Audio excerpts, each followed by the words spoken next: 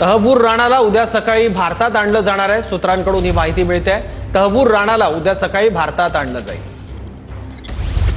भारताने या संदर्भात आंतरराष्ट्रीय पातळीवर अनेक प्रयत्न केलेले होते। अनेक वर्षांपासून हे प्रयत्न सुरू होते आणि त्याला आता काही महिन्यांपूर्वी यश आलं आणि आता तहबूर राणाला उद्या सकाळी भारतात आणलं जाणार आहे।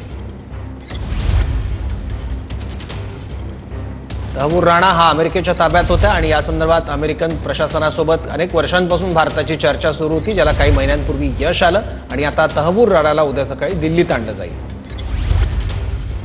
तहबूर राणा मुंबईतील 26/11 हल्ल्याचा मास्टरमाइंड। तहबूर राणा पाकिस्तानी वंशाचा कॅनेडियन उद्योगपती। तहबूर राणाला दाऊद गिलानी म्हणूनही ओळखलं जातं। FBI या अमेरिकन तपास यंत्रणेनं ऑक्टोबर 2009 मध्ये राणा आणि डेव्हिड हेडलीला शिकागो विमानतळावर पकडलं। राणा पाकिस्तानी अमेरिकन दहशतवादी डेव्हिड कोलमन हेडलीशी संबंधित आहे। राणा हेडलीला मुंबईवर हल्ला घडवून आणण्याच्या आणि हल्ल्याची योजना आखण्यासाठी मदत केल्याच्या आरोपाखाली 2013 मध्ये दोषी आढळला।